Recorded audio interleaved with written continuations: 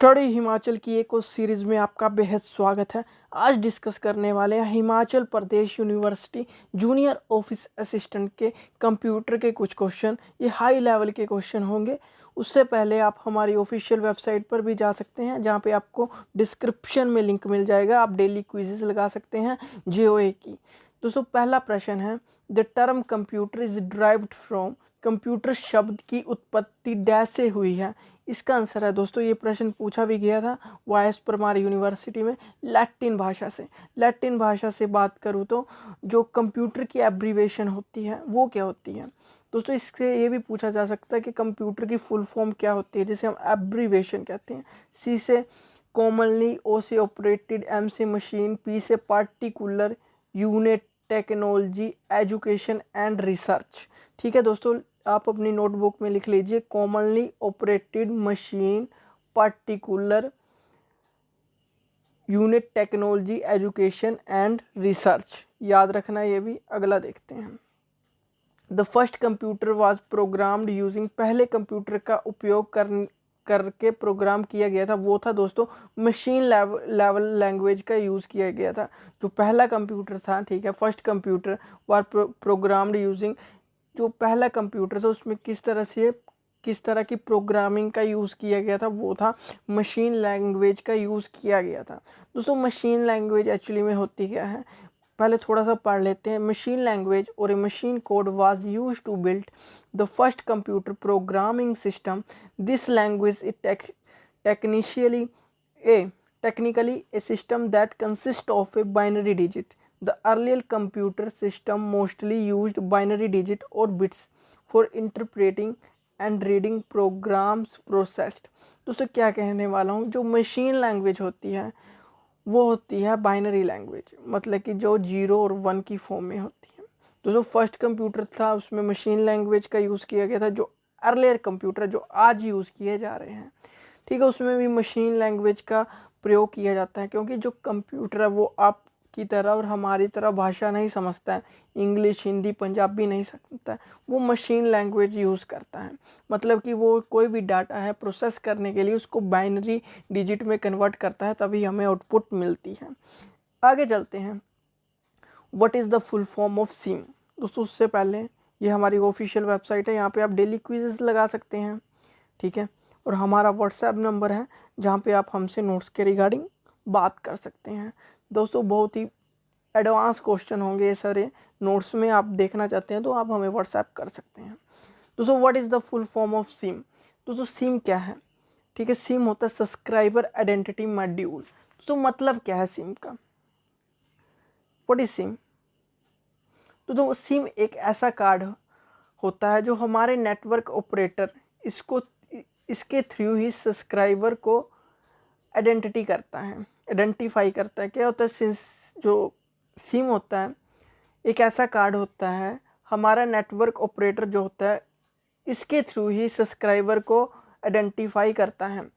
दोस्तों, सिम के अंदर एक चिप लगी होती है। आपने देखा होगा सिम छोटी सी जो मोबाइल में डालते हैं उसमें चिप होती है, ठीक है, पीले से रंग की होती है, ठीक है, उसमें नंबर स्टोर होते हैं। उसे क्या कहते हैं दोस्तों, उसके अंदर नंबर स्टोर होते हैं। जो सिम के अंदर पीली सी होती है ना एक पत्ती, उसमें नंबर स्टोर होते हैं, उसे कहते हैं हम IMSI।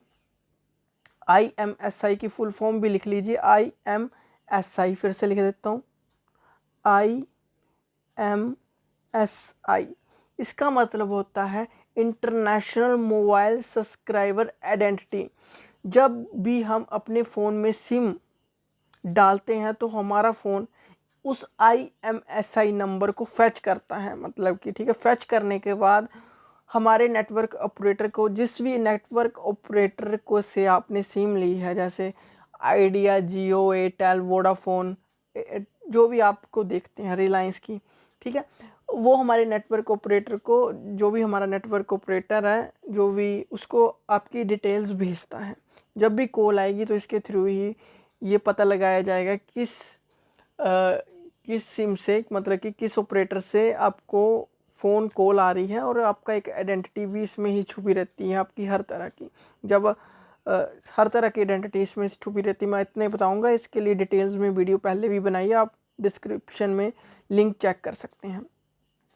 MSI स्टैंड फॉर होता है मीडियम स्केल इंटीग्रेटेड सर्किट। इसके बारे में नहीं बताऊंगा, डिस्क्रिप्शन में लिंक है, आप वीडियो चेक कर सकते हैं। व्हाट डज द, ठीक है, बायोस की फुल फॉर्म क्या होती है? Basic input output system. Basic input output system के बारे में भी मैंने कल डिटेल्स में बताया था, ठीक है, बायोस के बारे में कि बायोस क्या होता है, किस तरह से काम करता है, रीड ओनली मेमोरी में ये वर्क करता है, किस तरह से करता है, ठीक है। बायोस ये चेक करता है जो भी कंप्यूटर को रिक्वायर है, ठीक है, ऑन होने के लिए जो भी डिवाइस चाहिए, क्या वो कनेक्ट है हमारे जो भी कनेक्ट है वो हमारी इंफॉर्मेशन माइक्रो प्रोसेसर को देता है, ठीक है। बायोस क्या होता है फिर से बता देता हूँ थोड़ा सा, नहीं तो वीडियो मैंने बनाई है इस पर भी। ये चेक करता है जो भी कंप्यूटर को रिक्वायर है ऑन होने के लिए, जैसे कीबोर्ड चाहिए, ठीक है, कीबोर्ड चाहिए, आपको हार्डवेयर चाहिए, सॉफ्टवेयर की ज़रूरत है, हर चीज़ की ज़रूरत है कंप्यूटर को ऑन होने के लिए, ठीक है। तो जो भी ये जब ये हमारी चीज़ें डिवाइसेस कनेक्ट है हमारे कंप्यूटर के साथ, तो जो हमारी इंफॉर्मेशन है वो माइक्रो प्रोसेसर को बायोस भेजेगा, ठीक है। मतलब ये समझ लीजिए बायोस होता है जो भी हमारी इनपुट और आउटपुट डिवाइस का ब्यौरा रखता है वो बायोस ही रखता है। जैसे एक भी कमी होगी, जैसे जो हमारे कंप्यूटर को बूटिंग प्रोसेस में आने के लिए किसी भी कमी होगी तो आपको एक कोडिंग सी नज़र आएगी, आपका कंप्यूटर ऑन नहीं होगा, आप वहाँ तक नहीं पहुँच पाओगे, आइकन तक, माई कंप्यूटर तक नहीं पहुँच पाओगे, आपको कोडिंग ही नज़र आती रहेगी। वो बताएगा कि आपकी कंप्यूटर में इस सॉफ्टवेयर की कमी है, डिलीट हो चुका है, इसके डालिए। इसलिए बायोस का काम क्या है? हमारी इनपुट और आउटपुट डिवाइसेस का ब्यौरा रखना बायोस का काम ही होता है। आगे MICR magnetic ink character recognisation के बारे में भी मैंने बताया। दोस्तों मैग्नेटिक इंक करैक्टर रिकॉग्नाइजेशन आपने देखा होगा, आपको अपना चेक बुक होगी, चेक पे एक थोड़ा सा एडवांस में बता देता हूँ मैग्नेटिक इंक करैक्टर रिकॉग्नाइजेशन के बारे में। आपने चेक बुक होती है, ठीक है, वहाँ पे आपको चेक मिला होगा कहीं ना कहीं, वहाँ पे यहाँ पे 9 डिजिट का मैग्नेटिक इंक करैक्टर रिकॉग्नाइजेशन होता है जिसे बोलते हैं MICR, ठीक है। वो तीन डिजिट में डिवाइड होता है, ठीक है, तीन डिजिट में डिवाइड होता है, टोटल 9 डिजिट होती है। जो पहली 3 डिजिट होती है वो बताती है आपकी सिटी, दूसरी डिजिट होती है वो आपके बैंक को बताती है, तीसरी होती है वो आपके ब्रांच को बताती है, ठीक है। मैग्नेटिक करैक्टर रिकॉग्नाइजेशन का काम यही होता है। आगे चलते हैं। OSI model, OSI reference model में टोटल कितनी लेयरें होती हैं? आपको पता होगा 7 लेयरें होती हैं। कौन कौन सी होती है दोस्तों? आई होप आपको पता होगा, जैसे एप्लीकेशन लेयर है, प्रेजेंटेशन लेयर है, सेशन लेयर है, ट्रांसपोर्ट लेयर है, नेटवर्क लेयर है, डाटा लिंक लेयर है, ये सभी 7 लेयर होती है किसमें? OSI मॉडल में। फिजिकल लेयर है, ठीक है। आगे चलते हैं। Dash is a set of program, computer programs used on a computer to help perform task, वो होता है सॉफ्टवेयर। देखिए दोस्तों, विदाउट सॉफ्टवेयर कोई भी काम करना मुश्किल है। किस तरह से?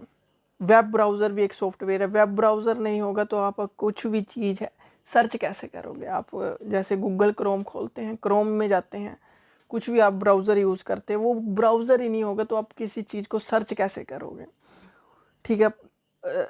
उसी तरह से इमेज का एडिटर नहीं होगा तो आप थंबनेल मैं कैसे बनाऊंगा अपनी वीडियो के लिए?